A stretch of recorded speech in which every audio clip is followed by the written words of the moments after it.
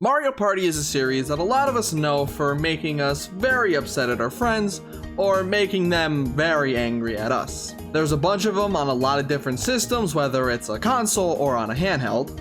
So today I'm going to be ranking all of the games in this series from my least favorite to my favorite without E, because like I said in my April Fool's video, I still have yet to see or play anything of it, so it still won't be on this list. But to quickly give you guys an idea of how the rankings are going to work, the main things, of course, are going to be the boards, the mini games, the items, the extra modes, and there will be a couple other smaller things that'll determine whether it's going to be higher on the list or lower on the list. I also just want to mention before we get into the list itself, these are my opinions, and if you have either the same opinions or differing opinions, of course feel free to leave them down in the comments below. Now, with this potentially being a very long video, I'm just gonna hop into my rankings for every Mario Party game.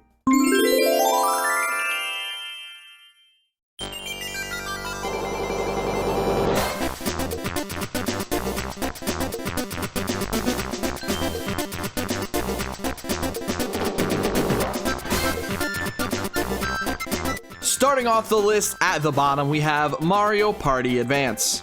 There is one main thing that makes me put this game all the way at the bottom, and it's just that it's not a Mario Party. The main mode is single player, and that's not a fault of the game itself, it's just on a system that mainly does single player games. But the game has you going around a big board, playing some mini games, doing some fetch quests, finding out who done it in different mysteries, and going to foil Bowser's plans by taking gadgets from him. First, we'll talk about the board. It's a giant board, and let me tell you this, you're not going to finish it on your first try. Between the possibility of running out of turns and having some of the quests only be able to be completed by certain characters, you won't be able to just go in with any character and expect to beat it without either running out of turns or having to use another character. Now, the minigames are actually pretty good. Like every Mario Party, there's stinkers, but I generally have fun and look forward to the minigames showing up, and sometimes like to get through the 3 turns, just so I have another one show up because I do enjoy playing them. On the other hand, I honestly couldn't give a damn about the gadgets. They're just kinda there, and aside from maybe like 5 of the max that I maybe enjoy, I'd probably almost never touch them.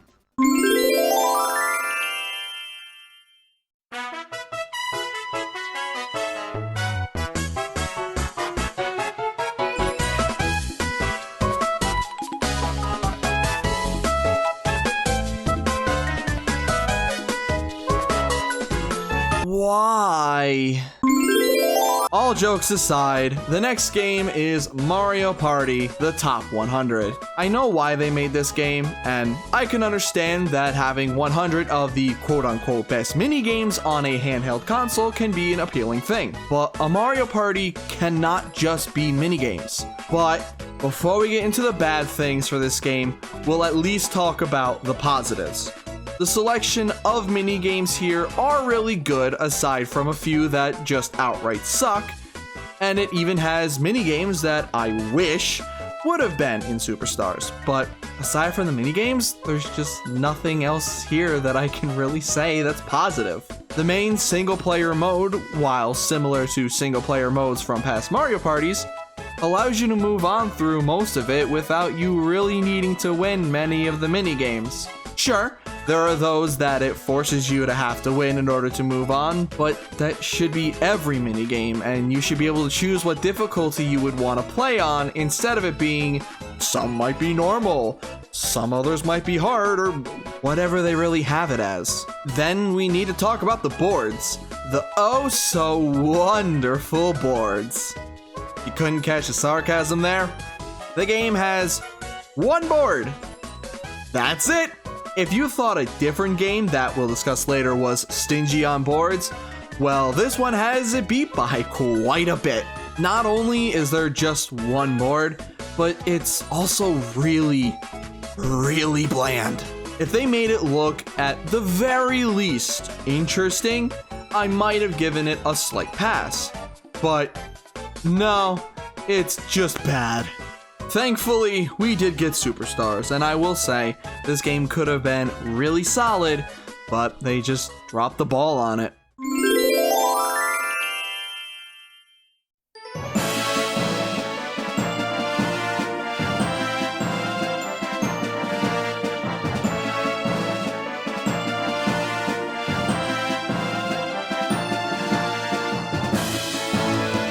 Next up, we have Mario Party Island Tour. The easiest way to explain this game is Wii Party, but with Mario instead. The only difference is I actually want to play Wii Party. The maps and extra modes in those games are actually good and fun, whereas in Island Tour, there's maybe 2 decent boards, with one that I actually want to play the most being locked behind having 3 or 4 humans with 3DSs in the same location to be able to play together. I don't know why they did that when they could have just made it with computers, since we already believe that they cheat, so what would it matter? The one thing that this game does better than some that are both behind and in front of it is have boards where you can play a mini game every turn. Some things that are good about this game is Bowser's Tower and the mini games. Even though you still unlock the worst character from Bowser's Tower, still feel that way and it wasn't a joke from the April Fool's video, it's a good amount of fun, and there's a solid list of minigames, with one that I enjoy a lot being the choiciest voiced. If you blow out your mic while doing this, then honestly it becomes even better. Aside from those things, there's just not much else to talk about. If the boards were more interesting and I could play Shuffle City by myself, it could be a good amount higher, but unfortunately, this is just where it sits.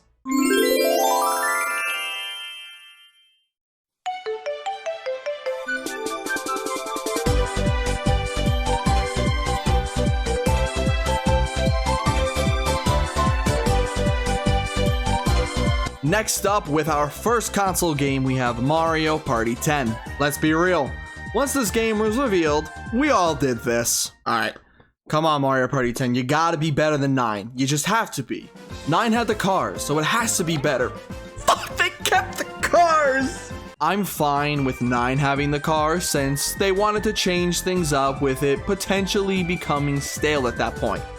But the fact that they kept the car for 10 was 100% a disappointment. The main mode has 5 boards that feel ripped right out of a new Super Mario Bros. Game. You got your grassy area, you got your haunted place, the underwater section, the one in the sky, and of course the lava one, or Bowser potentially. The one that at least feels like they tried to do something interesting with it was Airship Central. The other ones for the most part feel extremely bland. Bowser Party is something that I do enjoy from time to time, but it definitely leads toward Bowser a lot. Also, the fact that there's only 3 boards in that section also just isn't what you would expect. They could have absolutely given us a board that was maybe exclusive for that mode, but they didn't. Then we have the Amiibo Party. I do enjoy that you get to play on a board, going around collecting coins to buy stars, and there's slight variations depending on the amiibos that you use. But it would be nice if you had even the slightest of paths and not just it ending up being a square. The one thing that is the best about this mode is the fact that you can have 4 of the same characters being used, especially if you have computers. So you can have 4 DKs just battling it out. The minigames here are good, but this is where I started getting tired of them having lives for you if you ended up falling off of something or getting hit by something that you really shouldn't get hit by. If we mess up, we should be punished by not being able to get to the end with less lives than others, yet somehow still winning.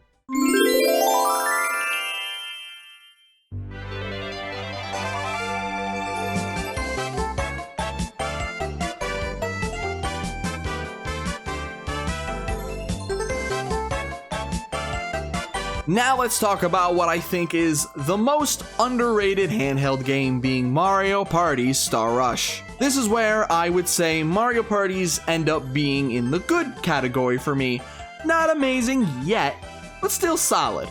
This game has a decent variety of modes for you to play, and the main one being Toad Scramble, where you play as a toad and run around on a grid-based board collecting coins and items as you go to bosses to get stars. After you get the first star is usually when other characters will show up on the board and allow you to get and use them. This is also the first game where characters had their own unique dice to roll with as well. There's also other modes in the game that are interesting to play a couple times, like Coinathlon, Mario Shuffle, Rhythm Recital, and Challenge Tower. But the other biggish mode is Balloon Batch, which is the one board to roam around on to get stars like how it is in Mario Party, the top 100. Imagine that, a game that has the exact same thing as in the top 100, but not only does this have more than one board for it, but it also has other modes?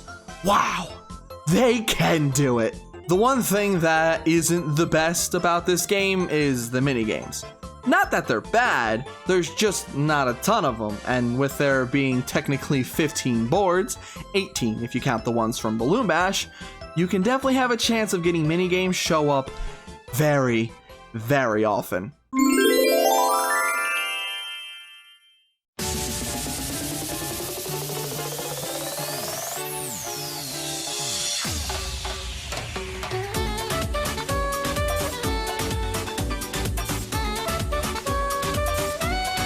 Up next, we have the first game from the Switch being Super Mario Party. The excitement that I had when this game was originally revealed was immense, because it was the first console Mario Party that looked like it didn't have us sitting in cars for the first time in a very long time. The boards looked normal, characters moved on their own, and there looked to be different modes, and instead of just the boards and maybe one other thing.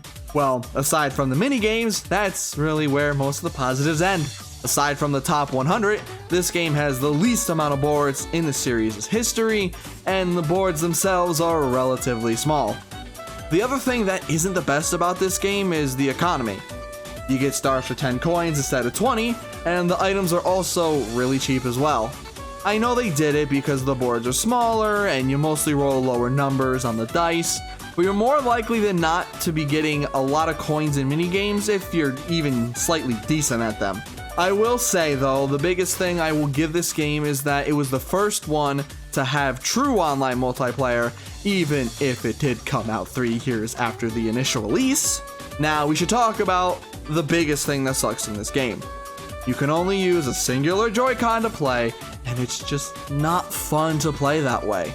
I was fine with playing with a Wii remote because it's relatively big and it's fine to hold in your hand. But the Joy-Cons are just small, and the buttons on them, especially comparing them to a Pro Controller, are microscopic.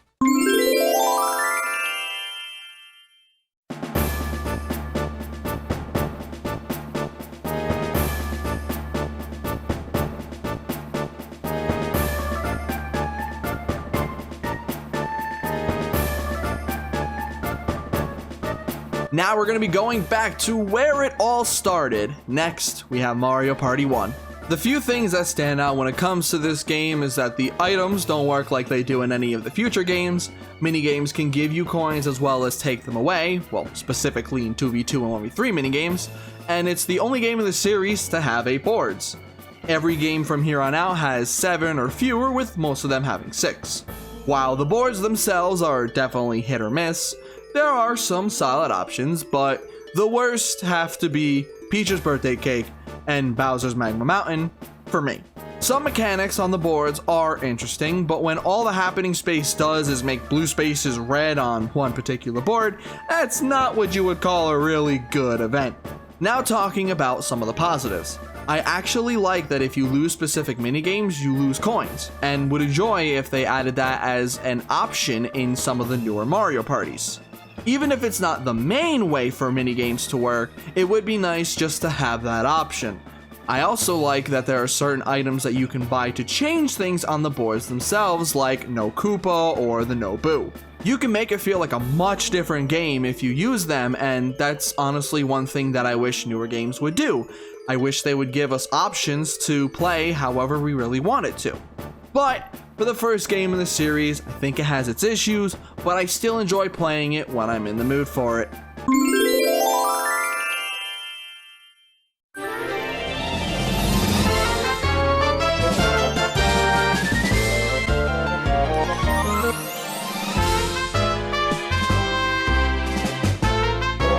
Now let's start the top 10 with probably the most shocking rank, with Mario Party 9. I remember when I made my first ranking and I put this in the bottom tier. At that time, I was just so upset with the car mechanic that I completely ignored the parts of this game that are actually good. First of all, the minigames are some of the best in the series. You may disagree, but I feel like there's a good mixture of skill and luck with them, and I genuinely enjoy playing most of them, except for maybe a couple Bowser Jr. ones and some of the bosses. The other thing that this game does really well is the side modes. This game has some of the better side modes, especially in minigame mode, with the best being Garden Battle and my favorite minigame mode, Choice Challenge. First up, with Garden Battle, you play minigames to determine the order of which you get a pattern of plants to put in your small garden. And from there, what you have to do is you fill up all your spaces in the garden, and the first one to fill it up wins. There's a good amount of strategies to do in this mode, and it's just a good amount of fun. Now let's talk about Choice Challenge. This is the only minigame mode in the series that lets you choose the minigames that you want to play out of the choices that they have for you. You can choose your favorite minigames to play, or you can choose minigames that you're pretty certain that nobody will end up choosing to be able to get easy points, so long as, of course, nobody else chooses them. It's fun to play both ways, and it's just all around enjoyable. The last major mode that we're going to talk about is Perspective Mode. This mode allows you to play 10 minigames from a completely different perspective that has never been in any Mario Party game before or even after. I do hope that something like Choice Challenge or Perspective Mode ends up in a future Mario Party, but only time will tell.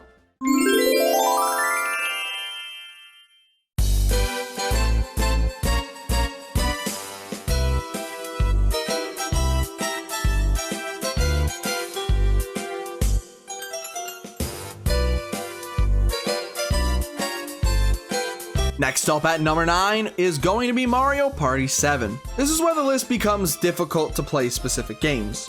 The next 4 to 5 games could be placed in any order for me, but I decided that 7 is going to go here. Let's talk about the positives first. The orb system from 6 is still here, and I can say that I'm very glad that they did that. We definitely have to talk about 8 players being able to play at the same time as well.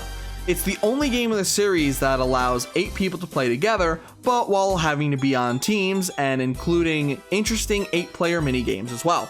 There's also some really good minigames and minigame modes, specifically Pearl Hunt, where the winner of the minigame gets to choose a random pearl, and if they find the one with their face on it, then they get that point, and if they choose somebody else's, well, now that person knows where one of their pearls are without even having to blindly guess. I will also say that there are some decent boards here in this game as well. I know it's probably not everybody's favorite, but I really enjoy Neon Heights, with there being multiple places for a star to end up being in, and all of the events around the board, like the action shooter that's on the left side, and the baseball minigame on the right side of the board. Now, to talk about the 2 things that hold back this game in my mind. First is Bowser time. If it was something that you were allowed to turn on and off, then I wouldn't mind it. But the fact that it can be as powerful to have somebody randomly lose half their coins to potentially 3 stars every 5 turns is just not fun. It just feels too overpowered of a thing on specific boards to be able to happen every 5 turns. The other thing is character exclusive items. In a party game that's mainly about luck, you shouldn't be able to pick a character that's just much better because their exclusive item or dice like in Super. It's just not as bad as Super because items you really don't get every single turn. If there were a couple slight differences in this game, I could see it shooting up a bit, but this is where I feel like it fits best.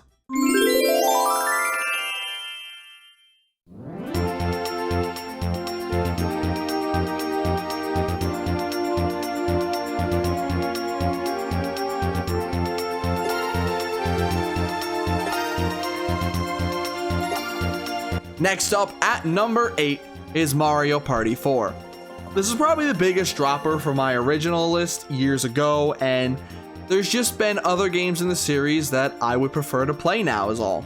The first place to start with this game is the minigames. Another game that just has really good minigames all around. Yeah, there's a couple stinkers, But if there's one thing that this game does amazingly, is definitely the minigames like Book Squirm, Bob-omb Breakers, Team Treasure Trek, and of course, Dungeon Duos. The one thing that does hurt this game is the boards. Unlike almost all of the other boards in the series, the ones here are just on railings above the atmospheres instead of being integrated into them. Also, half the boards have things in them that are just incredibly annoying to deal with, like in Koopa's Seaside Soiree, having the 2 sections that are 100% random in which way they'll send you, and then in Bowser's Gnarly Party, having sections that some people might be able to get on and others will have to take much longer ways to get to them, while also having to understand that there are happening spaces only accessible with mini mushrooms. On the note of items, I still think it's incredibly dumb that there are specific items that allow you to move more spaces while also making it literally impossible for you to get the star if you end up rolling high enough to pass them. The other thing about the boards is chance time. 99% of the time, unless you or anyone else knows exactly what they're doing, it's going to be a coin swap between the 2 players that get chosen. That's just how it is.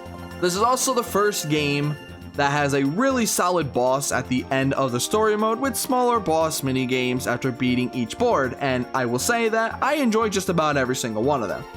It's a solid first game for the GameCube, but it could have definitely been much better.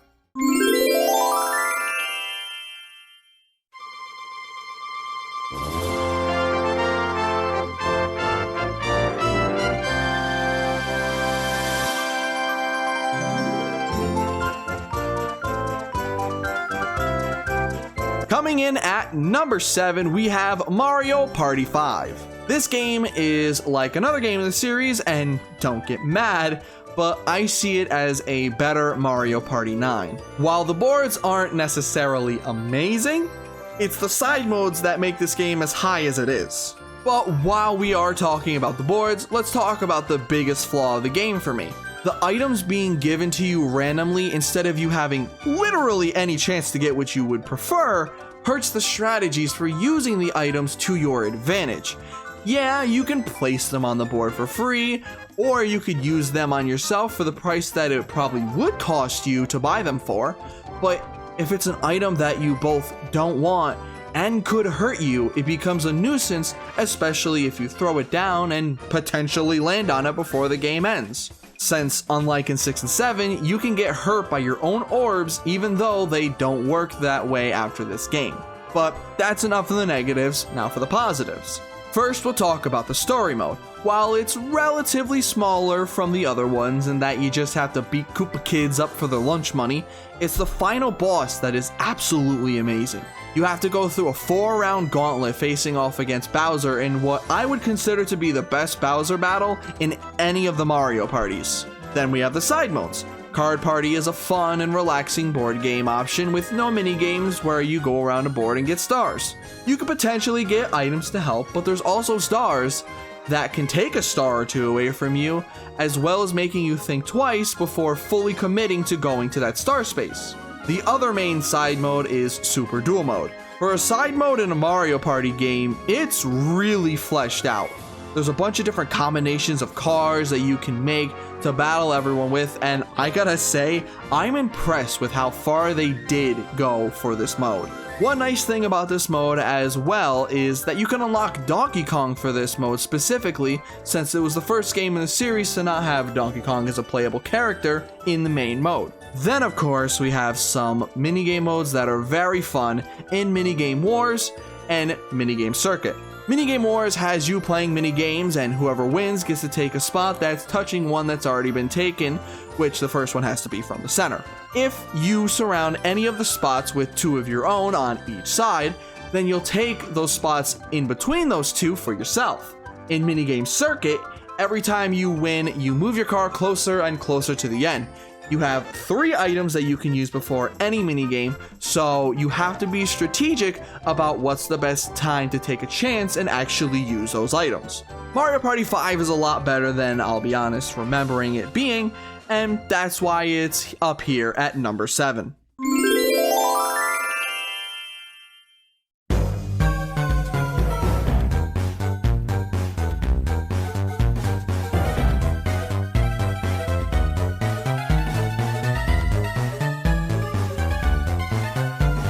Coming in at number 6, we have our final portable game with Mario Party DS. This game's theme is that everybody gets shrunk down and they end up on boards that fit this idea really well. From a garden to a music room to even a pinball machine, there's some really solid boards in this game. Now, one thing that this game does that I'm honestly shocked that hasn't been in any game after this is the fact that you can buy as many items that you want when you visit the store. You can have 3 items already and replace all 3 of them if you really wanted to. However, the one thing that I think is the biggest factor of whether you enjoy this game or not enjoy this game are the hexes and the hidden blocks / blocks that you can place on the boards. Let's start with the hexes. In this game, you can get hexes that can take either coins, swap coins, take 1 or 2 stars, and swap positions with whoever lands on it. Most items that you can place on spaces, especially in other games, usually take something like maybe half of their coins, make them lose their items, or maybe go back to the start or your location. They don't normally make you have a chance of losing multiple stars. Then we have the hidden blocks. In those, you get your usual coins or a star, but there's also a chance for you not to only get multiple stars, but you can also lose a star from it as well. Now, going back to getting multiple stars, there's also a star block that you can place on the boards to have a chance of getting 1 to 3 stars from it. Games can be completely shifted in this game with just landing on a single space that really doesn't have you doing something like chance time. Whereas in some games you could time for whatever you might want, but here it's just, hey, take all the coins and stars that you can handle, take everything, or we take everything from you. Now, if you know me, I do enjoy a bit of chaos, so I do enjoy this since it's not a guaranteed thing and can be gained since you'd have to put down the hexes or blocks, and there's the chance that it backfires against you as well. This game also has some really fun minigame modes in Score Shuffle and Rocket Rascals. Those plus the story mode having some really fun boss battles, as well as specifically Book Bash, like it's the best boss battle in the series and I will stand by that no matter what. Overall, the only DS game in the series is definitely fun.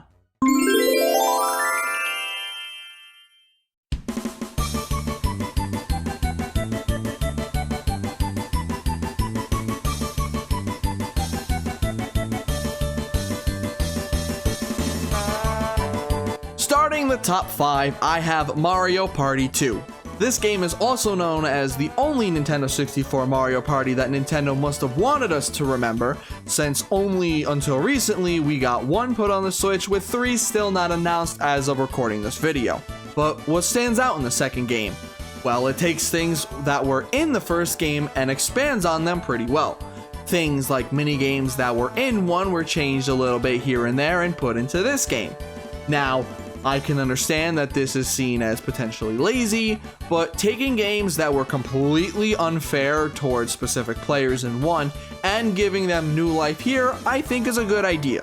Also, the fact that I think most of the games that were brought from 1 to here are better versions, aside from a few like Balloon Burst and Handcar Havoc. But there's a good amount of minigames that I enjoy from both 1 and that are new. However, the one thing that stands out in this game compared to every Mario Party is the fact that it has the best board, Mystery Land. Okay, it's the fact that this game has costumes for each of the boards. It's something that I wonder why they haven't really thought about doing in any other game after this, since it's something that people really seem to enjoy. But how are the boards themselves? Well, really good, honestly. I'd say there's really only one bad board here, and I honestly can't even hate it, since for whatever reason, I always end up being lucky and finding a decent amount of hidden blocks on that board. So, what holds this back from being higher? Well, I enjoy just about every board from every game here on out, and they all have more to them, whereas here we have Free Play, Minigame Coaster, and Minigame Stadium, which, guaranteed, was also from 1. It's a really solid game, but a slight lack of extra things keeps it here at number 5.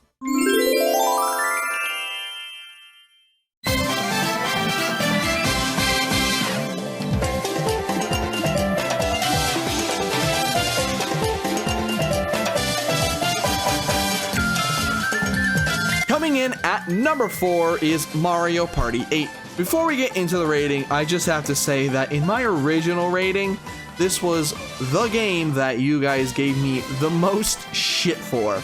And you know what? After all this time, I agree. The one big thing that I don't care for too much is the candy system compared to like the orb system in 6 and 7. However, the candies are still pretty good, with about all of them being good to use. The boards in this game are really good, and each one has you using different strategies to get the stars. The main standouts for me are King Boo's Haunted Hideaway, which has you going through a maze in a mansion where the layout changes every single time that you go through it, and Koopa's Tycoon Town, which is like Windmillville from 7, but it's just so much better because you can grow each of the hotels to be 3 stars instead of them being allotted a specific amount of stars like it was in Windmillville. Now let's talk about the biggest thing that you either like or hate about the game: motion controls. If you enjoy shaking your controller, twisting it in specific ways, or pointing at the screen to hit things, then you'll enjoy it. However, if you don't enjoy any of those things, then this game is probably pretty low on your list. And since a good amount of mini games use some kind of motion control, obviously I can say that I enjoy them just so long as they're not on a tiny Joy-Con. Super.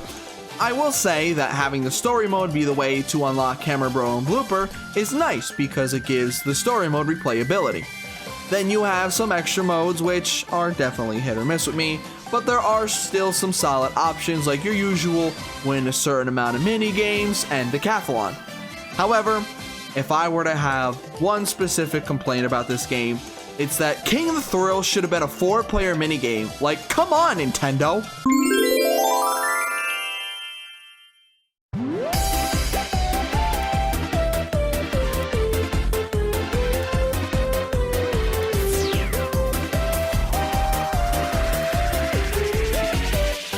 Starting the top 3, we have Mario Party Superstars.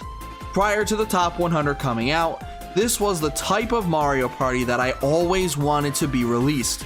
The top 100 came out and I was incredibly disappointed, to say the least.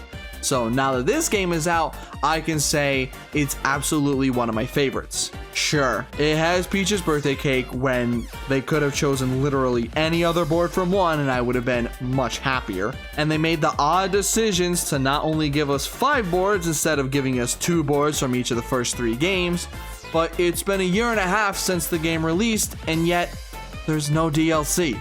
This game, while amazing, could have been much greater if they gave us a couple more boards, a couple mini game modes, and maybe like 15 to 20 more mini games. Something like that would have probably gotten this game to number 1 in my books. However, that's just not how it happened. Talking positives, the economy in this game is much better than it was in Super, with most items going for about what I would expect them to go for. The one thing that shocked me is that going through a 10 to 15 turn in this game just about as long as it does in Super, yet it doesn't feel like it. In Super, every turn feels like we're slowly trudging along, and yet here it feels normal. I guess that just goes to show how much more fun this game is to Super. But we do need to talk about the elephant in the room, or I guess on the board. The lucky spaces are definitely plentiful. I will still say that even after all this time, that we should be able to either turn them off, or they should disappear after somebody lands on them instead of the versus spaces. The last thing to talk about the game is that we had online at the start of the game for the first time ever, and all things considered, it runs pretty well. Well, at least compared to whatever is happening with Mario Party 1 and 2 on the NSO. The game having that online absolutely adds value to it, and I can only hope that as the years go on, we'll end up either getting a Superstars 2 focused on the GameCube boards, or that we'll get other games in the series on the NSO, but hopefully with better connections.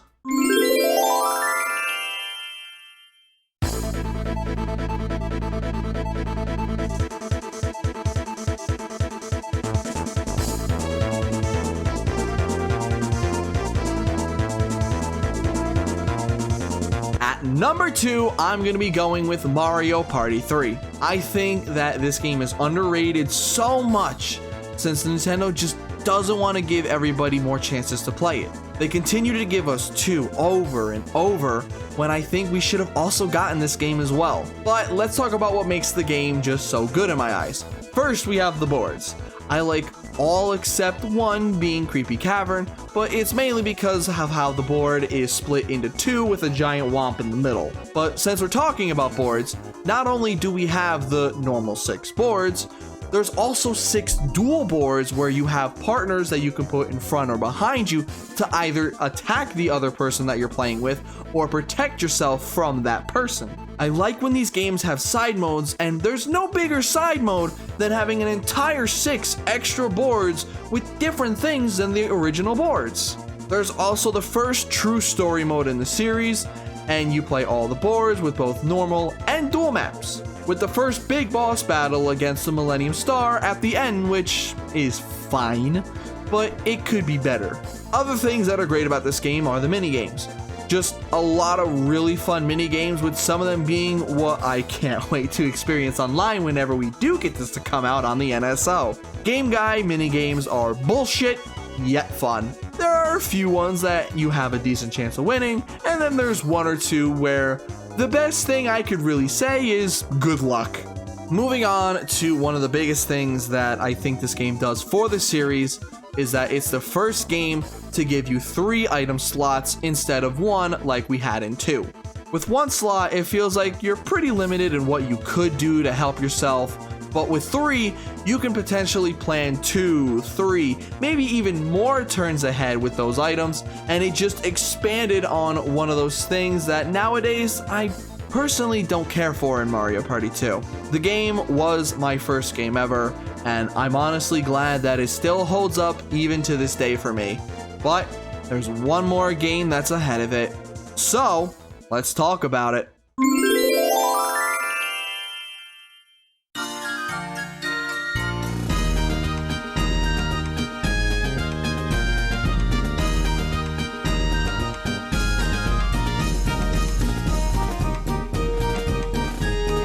Coming in at number 1, my favorite Mario Party is Mario Party 6. There's a lot to talk about this game, so let's start with the boards. The game has my 2 favorite boards in the entire series being Fair Square and Clockwork Castle. I have always loved Fair Square since you can get up to 5 stars each time that you get to the star, and the fact that there's a couple extra ways to get coins and stars with the slots and the hats help this board interesting. In Clockwork Castle, I'm glad that DK gets some love on the board, where you have to either get to DK or have DK come to you to get the stars. However, if we're going to talk about the boards in 6, we're going to have to talk about the biggest thing about them. In Mario Party 2, Horrorland was the first board to ever have a day-night cycle that changed every 2 turns. In 6, they were like, what if we added a turn for each cycle, while also making bigger changes to the gameplay of each of the boards instead of just kind of blocking off a couple areas. Some boards have it to where you can buy stars for either cheaper or for more coins, and in the case of Clockwork Castle, you can only buy stars while Donkey Kong is out during the day. However, at night, Bowser will take a star from you if you either pass him or he passes you. I like how the day-night cycle was used for every board, and there's different things for each of the boards. But let's move on to something else that the game introduced, being the mic. I think the mic was used really well in this game. It's used only for a small hand of mini games, a couple extra games like trivia, and it's there, but not overused like it is in 7. In 7, the mic is everywhere, it feels like.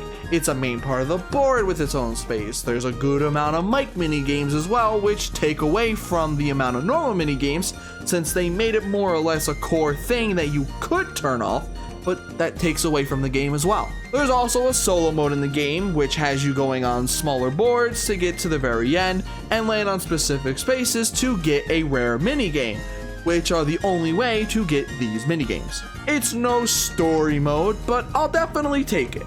Overall, this game has amazing boards, amazing minigames, solid side notes, and just is overall the most fun game in the series in my eyes, and that's why it is here at number 1. Well, that's going to be it for this video. I doubt there will be anybody who 100% agrees with all my choices, so let me know down in the comments below where you would put each of the games. I wanted to get an updated video of where I kind of have all the games in a ranked situation, and it feels good to have another one that I agree with a lot more than the one that I did years ago. But if you enjoyed the video, please consider liking and subscribing if you haven't already. Along with the VODs from my streams, I have a few things that I'm working on that I hope you guys will really enjoy.